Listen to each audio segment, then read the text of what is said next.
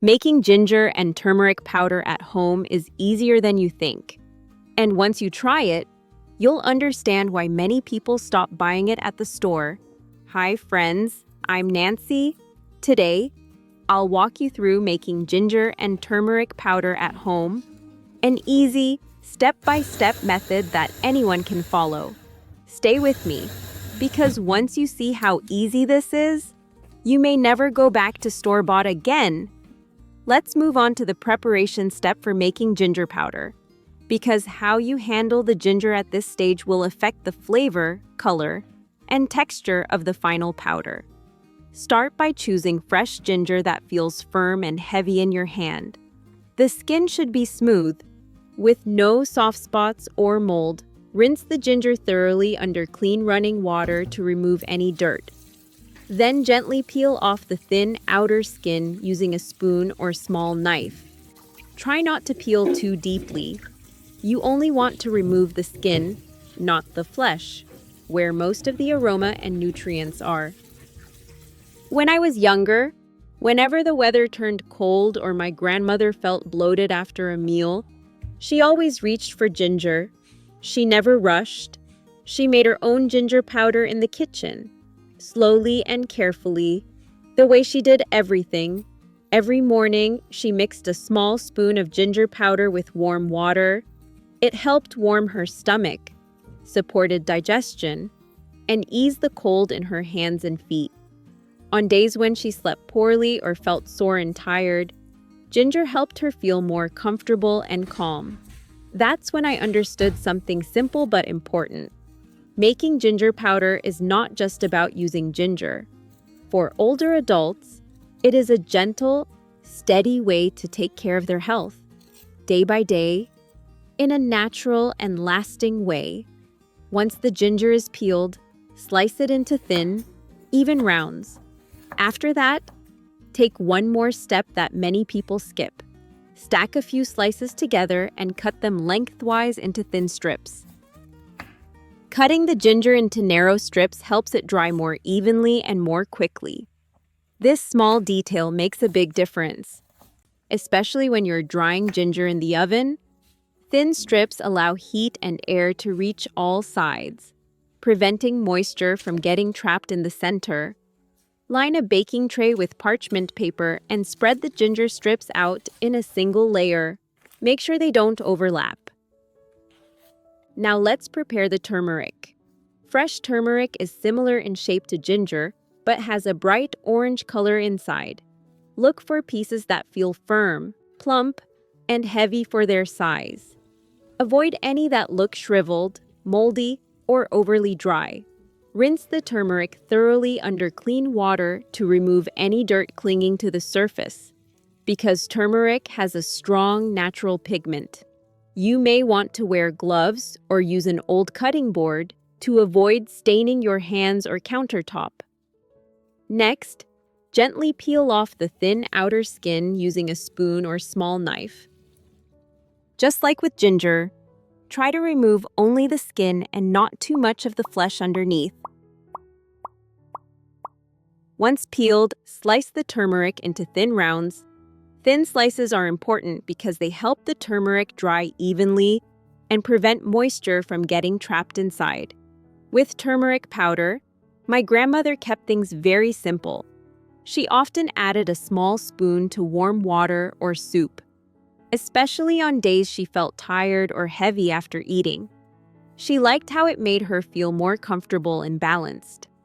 To her, turmeric was a daily kitchen habit that supported her body gently, helped protect her stomach, and made her meals warmer and more comforting as she grew older.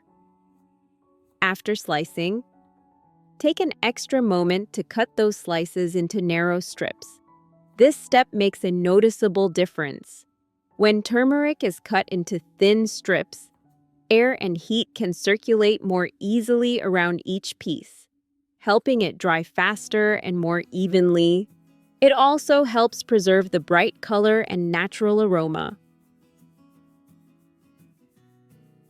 Now, arrange the turmeric strips in a single layer on a baking tray lined with parchment paper. Make sure the pieces are not overlapping.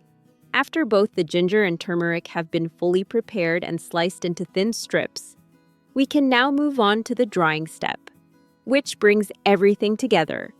This part is simple and calm, and it doesn't require constant attention, just a little patience. Place both of them into the oven. Set the oven to a low temperature, around 300 degrees Fahrenheit to 325 degrees Fahrenheit. We're not trying to cook or roast the ginger and turmeric.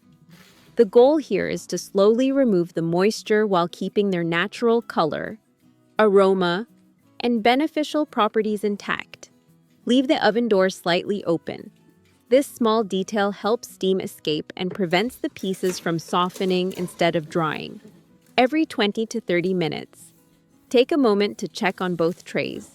Gently stir or flip the ginger and turmeric strips so they dry evenly on all sides. This also gives you a chance to make sure nothing is browning too quickly. As the drying process continues, you'll notice the ginger becoming lighter in color and the turmeric deepening slightly in tone. This is normal. What you want to feel is a completely dry texture. The pieces should snap easily when bent, not feel soft or flexible. Depending on how thin the strips are, this process usually takes about 1 to 1.5 hours. Once both the ginger and turmeric are fully dry, remove the trays from the oven and place them on the counter. Let everything cool completely. Cooling is an important step before grinding, because warm pieces can create moisture inside the blender. Once the ginger and turmeric are completely dry and have cooled down, we can move on to the final step, grinding and sifting the powders. This step gives your homemade ginger and turmeric powder a smooth, clean texture that's easy to use every day. Start by placing the dried ginger pieces into a blender or grinder. You don't need a professional machine. A regular home blender works just fine.